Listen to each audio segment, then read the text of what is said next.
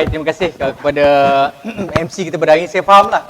Pada mula-mula saya diberi topik berkenaan dengan belia, radikal dan ekstremisme. Dan saya rasa dan diletakkan di situ dalam surat jemputan bicara santai.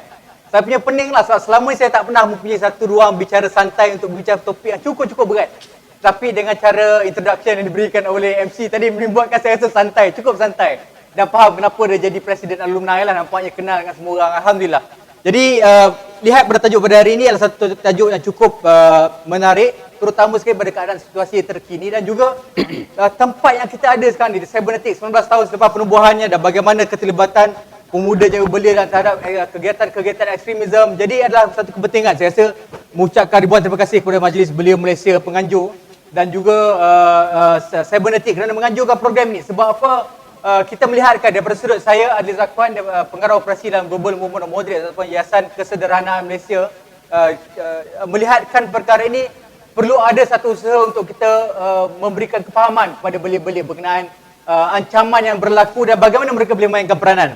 Dan sepatutnya hari ini kita menampilkan 3 orang panel, tapi salah seorang panel ni mungkin daripada Iman Research mungkin ada sampai, mungkin boleh duduk ke depan lah, mungkin kita boleh jemput saudara Zarif Nazrin, saudara Nazrin. Okey. Baru saya selesa dah cukup tempat, baru saya selesa sebab apa? Boleh saya terus terangkan sebab tadi mungkin MC terlupa untuk mengenal Iman Research. Iman Research ni adalah salah satu think tank yang berada dalam negara yang fokus penyelidikannya adalah berkenaan dengan hubung kait antara agama, masyarakat dan melawan persepsi-persepsi. Maksudnya kalau kita selalu katakan persepsi orang Islam ini ke arah ISIS sebagai contohnya. Tapi melalui Iman Research ni boleh beritahu secara lebih lanjut sebab apa mereka adalah kumpulan think tank yang berada on the ground yang membincangkan ataupun yang buat kajian secara analytical, strategical analysis melihat bagaimanakah kenyataan itu benar. Jadi dalam perbincangan ini saya akan kongsikan beberapa research yang dibuatkan oleh badan-badan think tank di luar tapi kita berada di Malaysia dan Iman Research satu-satu organisasi yang cukup penting untuk kita memberikan fahaman sebenar tentang kewujudan ancaman tersebut di dalam negara. Dan kemudian saudara Julfitri Johar yang bukan saja naib presiden bagi Majlis Belia Malaysia tetapi pada masa yang sama juga merupakan pengerusi Malaysia Lifeline for Syria, di mana salah satu badan NGO kemanusiaan yang secara berkala menghantar bantuan kemanusiaan ke Syria in and out. Jadi daripada sudut apa yang berlaku, sejarah permulaan, dan mereka merupakan salah satu NGO yang terawal menghantar bantuan kemanusiaan. Jadi dari sudut pengalaman itu, saya rasa kita boleh faham lebih lanjut berkenaan dengan keadaan di Syria. Dan sudah pastinya Dato' Ayub Khan, orang kata peacekeeper kita lah. Maksudnya di antara orang yang memastikan kita boleh berada di sini membuat satu forum membincangkan tentang isu ISIS. Maksudnya kalau tidak ada Dato' Ayub Khan dan rakan-rakannya daripada Bukit Aman dan juga ibu pejabat dari Ceras dan sebagainya, sudah pasti kita mungkin ada sedikit keraguan tentang keselamatan. Tapi dengan adanya Ayub Khan dan Dato' Ayub Khan bersama dengan rakan polis ini membuatkan kita rasa selamat. Dan sudah pasti inilah untuk mengetahui secara lebih lanjut dari sudut operasi dan sudut kenyataan, fact, bagaimanakah kegiatan-kegiatan ekstrim ataupun violent ekstrim, keganasan ekstremisme ini wujud dalam negara. Jadi tanpa melengahkan masa, saya ingin bertanyakan soalan yang pertama kepada Dato' Yan. Datuk, kalau kita lihat bertajuk ini adalah berkenaan dengan radikal dan ekstremisme. Dan kalau kita lihat pada tempoh-tempoh yang terkini ini, kenyataan itu sudah di-extend lagi di mana ada wujudnya ayat radikal, ekstremisme dan violent ekstremisme ataupun ekstremisme keganasan. Adakah perbezaan, adakah wujud perbezaan di antara ketiga-tiga terma ini? Silakan, Datuk. Bismillahirrahmanirrahim. Assalamualaikum warahmatullahi wabarakatuh. Saudara moderator dan juga ahli panel lain dan juga hadirin. Assalamualaikum warahmatullahi wabarakatuh. Yang pertama berhubung dengan term ni, sudah tentulah mesti ada perbezaan. Mungkin ada pihak-pihak yang lain boleh memberi pandangan yang lain. Mungkin ini pandangan pribadi saya lah sebab kalau kita tengok tiga-tiga tema tersebut memang ada kaitan dengan isu-isu keganasan. Yang pertama radikal. Term radikal ni bagi saya ada satu term yang digunakan untuk menggambarkan sesuatu tindakan kita yang luar biasa, luar daripada yang normalnya. Tidak semestinya kita mempunyai pandangan radikal tu kita menjadi pengganas. Mungkin pandangan radikal kita tu satu pandangan yang bagus kerana luar daripada kebiasaan. Kita membuat satu pandangan baru, pendapat baru. Yang kedua berhubung dengan ekstremis ni ataupun kumpulan ini ekstremis. biasanya rujuk kepada satu pandangan ataupun fahaman yang melampau daripada fahaman yang biasa dipegang oleh persekitaran kita lah. Mereka ni pada kebiasaan tidak menerima pandangan pihak lain. Ya. Kalau menafsir Al-Quran tu secara literal, secara harfiah, tidak mau menerima pandangan pihak lain, dan kadang-kadang ini membawa kepada satu tindakan yang tindakan secara fizikal. Itu berbeza dengan radikal tadi. Ini ekstremis ni mungkin dia akan bertindak secara radikal. Dan yang seterusnya, yang tadi ini berhubung dengan, mungkin saya tambah sedikit, berhubung dengan keganasan lah. Radikal, ekstremis dan pengganas. Pengganas ni memang satu tindakan yang menggunakan kekerasan, pembunuhan ataupun ugutan. Mereka ni tidak mengikut sebarang peraturan, sebarang sasaran. Contohnya kumpulan pengganas ni dia tidak tetapkan siapakah sasaran mereka. Mungkin mereka buat serangan, mungkin yang ada di tempat serangan yang dilakukan tu mungkin kanak-kanak, orang yang tidak berdosa ataupun bukan musuh. Mereka ni tidak menerima pakai langsung apa-apa pandangan, apa ni panduan dari segi agama untuk memastikan bahawa perjuangan mereka itu mencapai matlamat. Mereka menggunakan berbagai kaedah. Dalam konteks pengganas ni mungkin mereka menggunakan bom, menyerang bunuh diri, senjata sebagainya, menyembelih orang. Itu pengganas. Secara ringkas itulah perbezaan antara tiga-tiga tema yang dibincangkan tadi. Baik Datuk, daripada sudut operasi pula bagaimana? Maksudnya kalau lihatkan, adakah maksudnya ancaman itu hanya wujud daripada kumpulan yang violent extremism, yang keganasan ekstrim, ataupun secara ancaman sebenarnya lebih kepada radikal dan juga ekstremism juga?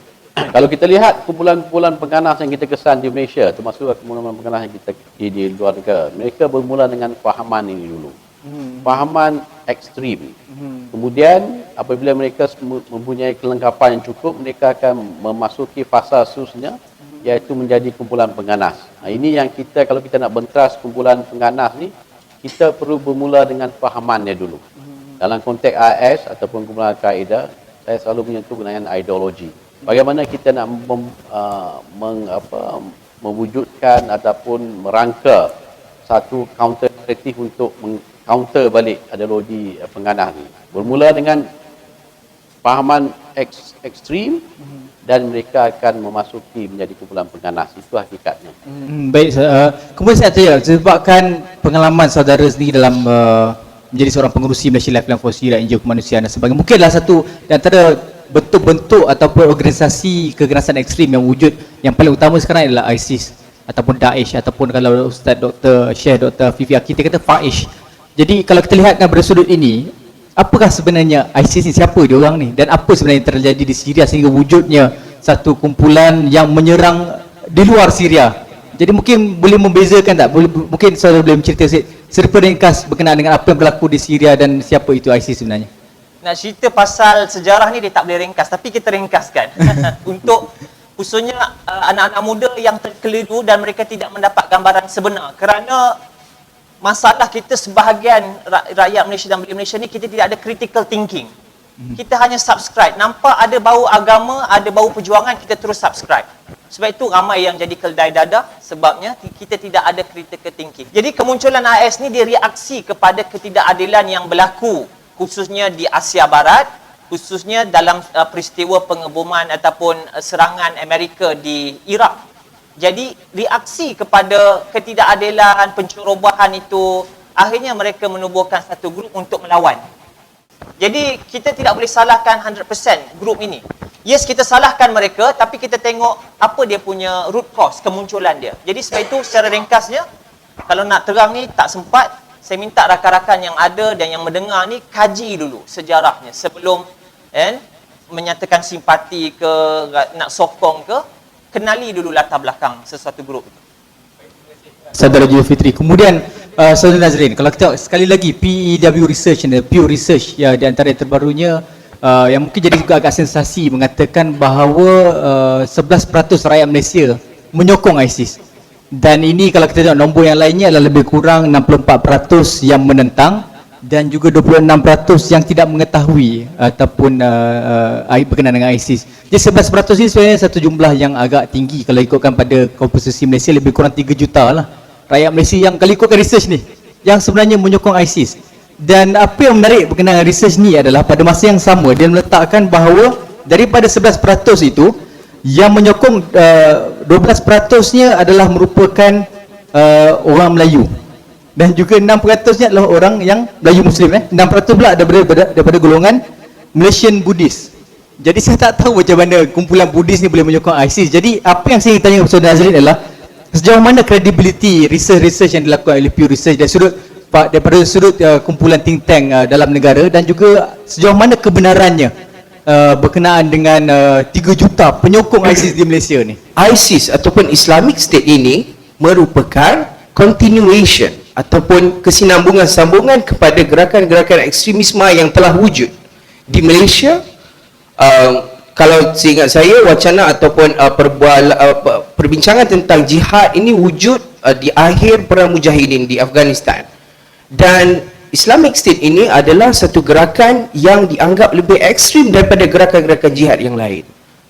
Maknanya perkara yang lebih serius yang kita perlu beri keutamaan adalah bagaimana Islamic State ini menggunakan media sosial sebagai kaedah untuk merekrut. Ini yang lebih berbahaya, kerana media sosial ini satu lapangan yang luas, ya, yang di mana-mana sesiapa saja boleh senang terpengaruh. Dan saya percaya kita ada pemantauan daripada pihak polis, tetapi itu yang lebih serius. Di samping itu juga, kalau kita lihat mereka yang terpengaruh dengan dakwah Islamic State ini bukan sahaja mereka yang ada latar belakang agama. Dia sangat diverse. Ada profesional, ada juga kelompok-kelompok yang saya katakan bukanlah mereka ni sekolah pondok ataupun sekolah madrasah, lulusan luar negara, tetapi kerana indoktrinasi ataupun propaganda yang saya katakan sangat menakutkan oleh pihak Islamic State ini mendorong mereka untuk terlibat, sama ada secara langsung atau secara tidak langsung, untuk terlibat dalam kegiatan ekstremisme, terutamanya Islamic State. Jadi apa yang kita perlu, saya rasa perlu tumpuan adalah bagaimana peranan yang dimainkan oleh belia dalam social media, bagaimana untuk kita counter propaganda yang digunakan oleh Islamic State ini adalah melalui social media. Terima kasih. Memang tidak dinafikan kalau kita tengok daripada Kementerian Dalam Negeri pun 74% daripada tahanan-tahanan ataupun mereka yang telah diradikalisasikan ataupun telah diekstrimkan adalah hasil daripada melalui social media. Recruitment, 74% out of the recruitment of ISIS in Malaysia adalah lebih kurang 74% kalau ikut Kementerian Dalam Negeri. Tapi Datuk, sebelum kita pergi ke social media sebagai, saya ingin tanya sebab tadi dia petik lebih kurang 200 orang telah ditahan bawah Osman. Jadi mungkin Datuk boleh beritahu sedikit update berkenaan keadaan terkini dalam negara. Adakah sejauh mana, adakah kita dah sampai red alert ke ataupun apa, saya pun tak tahulah, terma-terma keselamatan dan sebagainya. Adakah kita berada dalam bahaya? Sebab kalau ikutkan negara jiran kita sebelum ni lama, mungkin ada yang telah terlupa ataupun masih ingat lagi, berlaku di Bangkok ya. Mungkin bukan ISIS, mungkin ISIS, tapi ialah satu keganasan yang berada di Bangkok. Kemudian di Jakarta bombing. Dan kalau itu pada research, sekali walaupun is debatable, tapi walaupun ramai yang mungkin tak rasa risau sebab kita belum ada lagi satu bentuk threat ataupun yang diketahui umum mungkin kan berkenaan dengan ISIS di dalam negara ataupun yang keluar pun di tempat hotspot, tapi masih lagi daripada pemahaman awam masih lagi berada dalam keadaan selamat. Jadi soalan saya kepada Datuk, sejauh mana selamatnya Malaysia pada sekarang ini? Yang pertama berhubung dengan jumlah tangkapan. Setakat minggu lepas, tangkapan keseluruhan adalah 177 yang kita dah tangkap di bawah SOSMA. Daripada jumlah ini, 60 kita telah dituduh di mahkamah di bawah kanun keseksaan, 2 di bawah kanun akta senjata api, lebih 33 kita tahan bawah POCA, Prevention of Crime Act, dan 16 kita tahan di bawah akta immigration. Yang mana 16 ni adalah melibatkan warga asing, kita tangkap dan kita usir kembali ke negara asal. So tidak ada sebarang keperluan untuk pihak kerajaan Malaysia lah untuk mendakwa mereka di Malaysia ni. Kita hanya membuang masa. Lebih baik kita uruskan pengusiran mereka balik, kita serahkan kepada pihak berkuasa mereka untuk mengambil tindakan lanjut. Itu dari segi jumlah tangkapan. Yang kedua berhubung dengan tahap ancaman. Saya sering menyatakan bahawa tidak ada satu negara pun dalam dunia ini, tidak ada mana-mana agensi keselamatan pun yang boleh memberi jaminan 100% bahawa negara mereka bebas daripada ancaman AIS. Dan dari segi tahap ancaman AIS ni, kemungkinan elemen anasir-anasir AIS ni melancarkan serangan di Malaysia ni memang ada. Cuma mereka tidak mempunyai kepakaran. Kepakaran masih lagi berkurangan. Kalau kita bandingkan dengan kumpulan-kumpulan yang sebelum ini ditangkap oleh pihak polis, kumpulan Jemaah Islamiyah, Al-Qaeda sebagainya, mereka telah berpeluang untuk menjadi latihan ketenteraan di selatan Filipina dan dari Afghanistan untuk bagaimana untuk membom skala besar. Tapi dalam konteks kumpulan anggota AIS ini, mereka tidak berkesempatan. Walaupun mereka cuba untuk belajar kaedah membuat bom melalui internet, melalui social media, melalui WhatsApp, melalui Telegram sebagainya, tapi mereka perlu menguji bahan letupan yang diadut. Itu mereka belum ada kepakaran.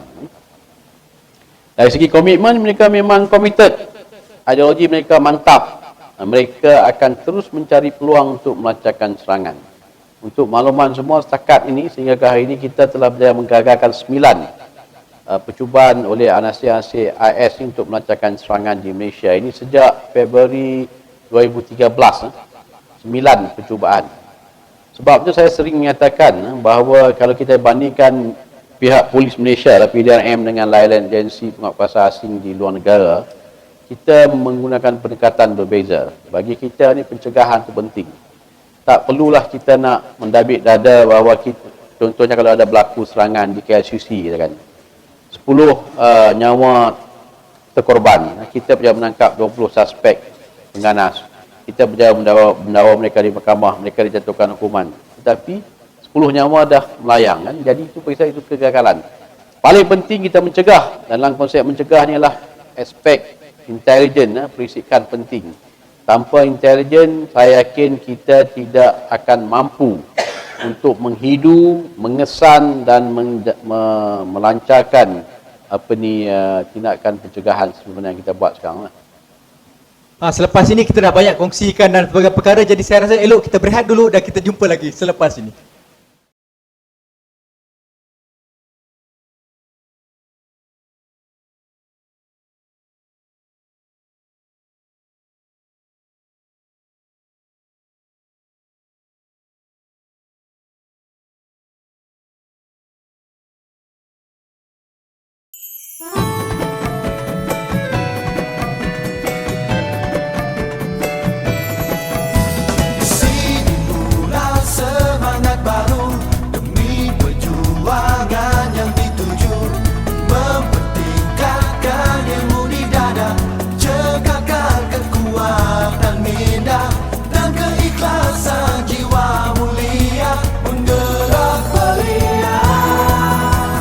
Biar beza kau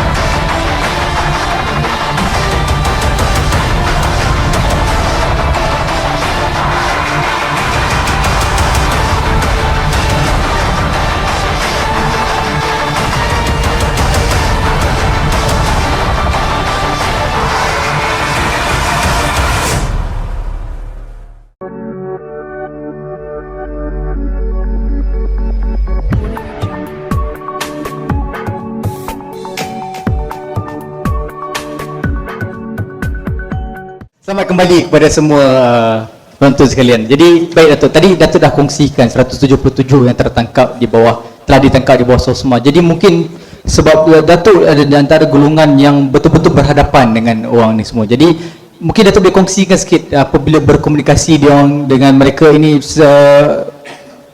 bagaimana latar belakang mereka? Adakah mereka ini khusus daripada satu kawasan ke, satu tempat ke, mempunyai satu sekolah yang khusus ke? Mungkin Datuk boleh kongsikan. Dan juga berapa ramai jumlah belia, maksudnya di bawah umur 30 dalam 177 ni? Dari segi pecahan tangkapan suspek kita tangkap, 177 tu 31 adalah wanita, 146 adalah lelaki. Saya nak tanya balik term belia bawah 40 ke bawah 30? Setakat ini bawah 40 lah, maafkan saya. Okay, bawah 40 Kalau bawah 40, saya boleh mengatakan bahawa hampir 90% daripada tangkapan kita adalah di dalam lingkungan je lah, bawah 40. Tak banyak pun yang atas pada 50, tak banyak. Jadi majoriti memang boleh dikategorikan sebagai belia lah yang kita tangkap. Berhubung dengan latar belakang, kalau kita lihat kumpulan-kumpulan pengganas yang kita tangkap sebelum ni, seperti kumpulan Jemaah Islamiyah Al-Qaeda, memang kita boleh buat profiling kumpulan militer Malaysia. Tapi jemaah IS ni memang kita tidak boleh buat profiling sebab mereka ni datang daripada pelbagai lapisan masyarakat. Ada yang datang daripada sekolah pondok pun ada, walaupun seorang ataupun dua orang. Ada yang datang dari universiti pun ada, pensyarah universiti pun ada yang kita tangkap. Ketua penolong pengarah di Kementerian Hijau kita tangkap. Polis pun ada kita tangkap minggu lepas. Tentera 14 orang, 15 orang tentera, 4 komando Sungai Udang. So tidak ada satu pun yang kita boleh buat profiling daripada pelbagai lapisan masyarakat, pelbagai latar belakang pendidikan, pelbagai latar belakang keluarga. Itu hakikatnya dalam IS ni. Dia jelas ya Nazrin, kalau kita lihat kan memang terlalu diverse macam Nazrin katakan tadi. Cuma apakah mungkin yang ditarikan tu mungkin daripada sudut asal usulnya mungkin mereka berbagai, tapi dari sudut tarikan yang dioferkan, yang diberi ataupun ditunjukkan oleh ISIS ni, apakah menyebabkan di antara perkara-perkara yang mereka berminat untuk menyertai ISIS? Tak kira mereka ni akan terlalu bukan hanya orang yang berpendidikan, bukan saja orang yang tidak berpendidikan, tapi juga mereka mempunyai jawatan-jawatan cukup tinggi dalam masyarakat. Mereka yang mempunyai satu kepentingan dalam masyarakat, apatah lagi yang sebenarnya ditugaskan untuk menjaga keselamatan negara. Jadi apakah jenis mungkin propaganda-propaganda yang dimainkan oleh ISIS yang sebenarnya menarik perhatian mereka ini untuk terlibat dalam ISIS? Saya rasa salah satu punca ataupun faktor utama ketertarikan mereka ke dalam Islamic State itu adalah rasa serba ataupun guilty feeling, guilty conscience.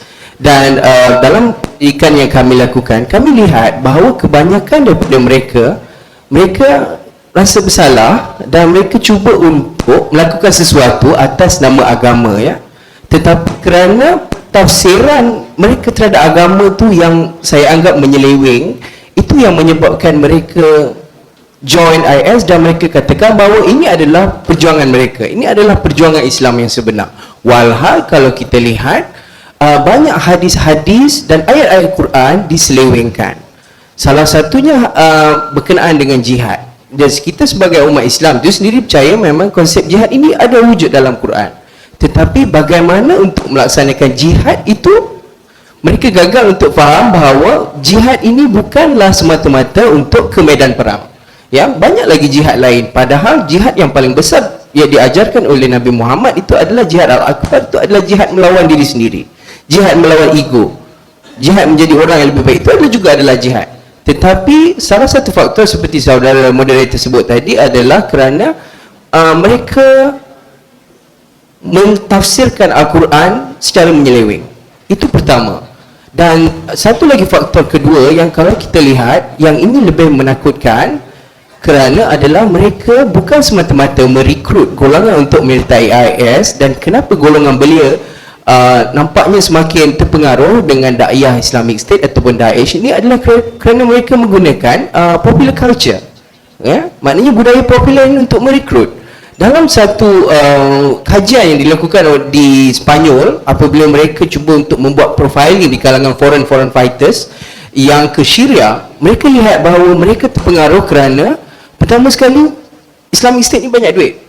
Dia banyak duit, dia sangat kaya. Padahal tak silap saya, baru-baru ni ada satu iklan, mereka menawarkan mereka menawarkan sejumlah gaji kepada seorang engineer petroleum dengan bayaran 2 kali ganda daripada apa yang ada apa yang dibayar sekarang ni. Maknanya mereka kaya, mereka banyak duit, dan mereka mampu untuk, misalnya salah satu habuan yang dijanjikan kepada mereka adalah mereka boleh ada isteri, wanita diberi, tempat tinggal diberi, tak payah kena bayar apa-apa, tak payah kena bayar, just pergi sana untuk berjuang. Ini salah satu yang saya rasakan perkara yang sangat berbahaya.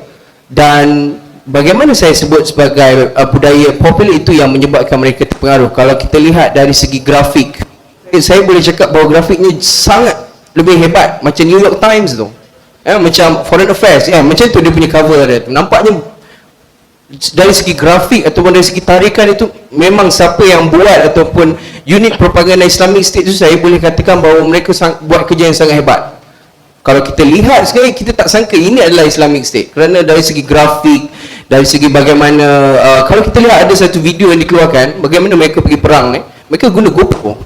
Jadi orang-orang belia ni tengok, oh, kita boleh pergi perang pakai GoPro sekarang. Ini benda-benda yang saya anggap ni sebagai budaya popular ataupun popular culture. Ini yang menyebabkan mereka lebih, saya rasa, terkehadapan, dan ini menyebabkan pihak polis ataupun pihak berkuasa susah untuk menghentikan, untuk saya boleh katakan untuk mencegah daripada propaganda ini untuk masuk, terutamanya terhadap golongan belia.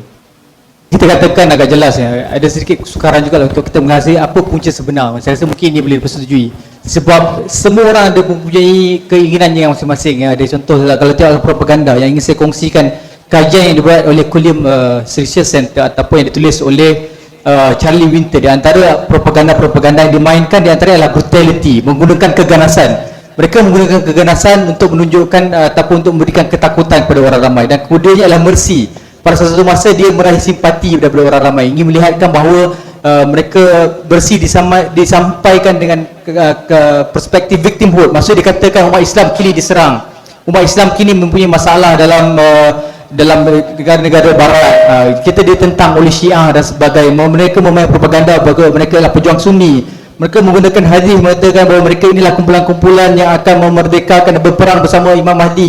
Jadi perkara-perkara ini yang banyak dipermainkan, dan juga tidak lupa di antara mengikut research ini, apa yang paling menarik yang mereka kongsikan adalah satu fantasi utopianism ataupun satu fantasi perjuangan utopia, mengatakan inilah yang aku nak, khalifah, aku tak nak demokrasi, aku tak nak apa, aku nakkan khalifah yang dijanjikan oleh Allah, yang kemudian. Jadi perkara-perkara ini yang banyak dimainkan, dan saya rasa inilah satu jumlah yang cukup menakutkan. Apatah lagi dikongsikan juga, kalau anda boleh lihat, kalau kita berada dalam kumpulan research ni, kalau anda lelaki, ada lelaki yang main Call of Duty, yang main Advanced Warfare. Jadi perkara-perkara ini memang itulah yang dimainkan oleh ISIS.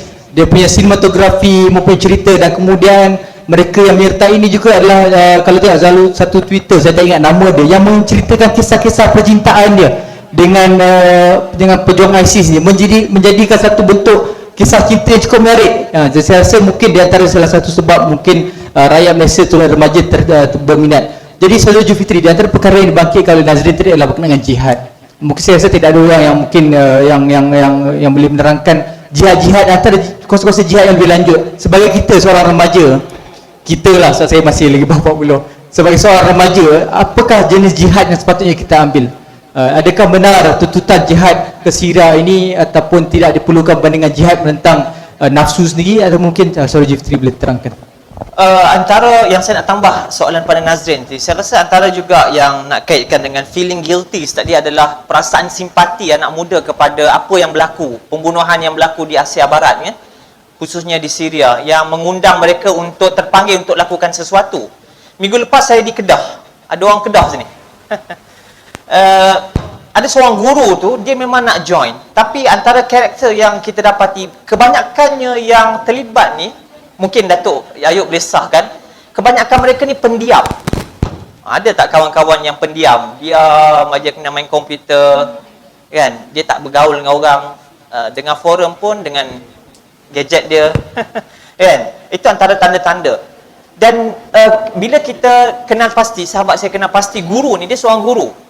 Dia nak pergi ke Syria. Jadi sahabat saya ni cuba berdialog dengan dia. Dia kata, apa akan jadi kalau kau tinggalkan profession keguruan kau ni sebagai guru matematik, nanti anak-anak murid kau akan persoalkan ke mana cikgu pergi dikala kami memerlukan cikgu untuk mengajar kami. Jadi di sini persoalan priority. Ramai kita tak faham soalan priority. Nak mengubah sesuatu, adakah solusi yang terbaik, solusi jangka panjangnya dengan mengangkat senjata? Ya, rakyat Syria dia ada hukum dia yang tersendiri, dia terpaksa angkat senjata kerana mempertahankan diri. Ya? IS tidak masuk sebenarnya dalam picture tu kerana dia tidak ada keperluan pergi ke sana. Mengapa mereka dari foreign fighters dari luar masuk ke dalam Syria untuk memporak-perandakan lagi keadaan? Tidak ada keperluan. Sebab itu kita kena faham rakan-rakan sekalian konsep jihad yang lebih luas. Ya, Profesor Dr. Soqordawi dia bincang panjang tentang kepahaman masyarakat terhadap konsep sebenar jihad. Dia ada beberapa level. Dan salah satunya angkat senjata. Angkat senjata pun atas faktor mempertahankan diri. Ya, macam kita diserang kat Malaysia, itu jadi wajib dengan syarat pemerintah yang mengumumkan bahawa rakyat Malaysia terpaksa angkat senjata untuk mempertahankan diri. Dan itu jihad, mengangkat senjata untuk mempertahankan tanah air. Adapun kalau kita anak muda suka-suki, istilahnya, nak pergi ke sana angkat senjata, itu bukan satu kefarduan dan bahkan mungkin termasuk dalam perkara yang mendatangkan dosa. Kalau adik-adik tanya Hamas pun yang lawan Israel, mereka pun akan kata rakyat Malaysia tak perlu datang. Tak perlu datang, kami yang selesaikan kerana kami wajib mempertahankan tanah air. Kamu tidak perlu, kamu laksanakan jihad dalam bentuk yang lain. Jihad secara ringkasnya adalah lebih luas, iaitu bersungguh-sungguh untuk melakukan sesuatu, menegakkan kebaikan dan mencegah kemungkaran. Secara ringkasnya rakan-rakan sekalian, Dr. Soqordawi ada bariskan 5 jenis jihad. Yes, angkat senjata sebahagian, tapi untuk mempertahankan tanah air. Ya, adapun anak muda Malaysia nak pergi ke sana, itu bukan jihad. Itu bukan. Ya. 5 secara ringkas. Yang pertama, jihad ilmu. Apa yang adik-adik belajar di College Cybernetic adalah jihadlah untuk memperdalamkan ilmu supaya Malaysia akan lahir pakar dalam bidang pengurusan kanak-kanak. Pakar dalam bidang apa yang ada di sini lagi? Pakar satelit, pakar sains, supaya Malaysia one day akan jadi kuasa besar dunia untuk membela nasib Palestin, Syria, orang Islam, orang bukan Islam di seluruh dunia. Itu jihad yang pertama. Yang kedua, jihad sosial. Berapa ramai daripada kita yang terlibat untuk memerangi rasuah sebagai contoh? Itu sebahagian jihad. Jihad sosial. Jihad menentang rasuah, jihad menentang ketidakadilan dan sebagainya.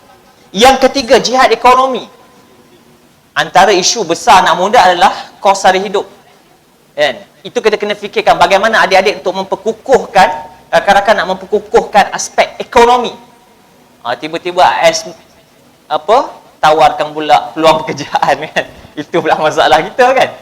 Gaji double. Ada adik yang kami train, umur 17 tahun, dapat WhatsApp, ditawarkan isteri. Weh, siapa tak nak isteri? Isteri bukan isteri Malaysia, isteri import. Kan? Siapa tak nak kan? Jadi itu cabaran-cabaran. Dan yang keempatnya adalah jihad pendidikan dan pentarbiahan.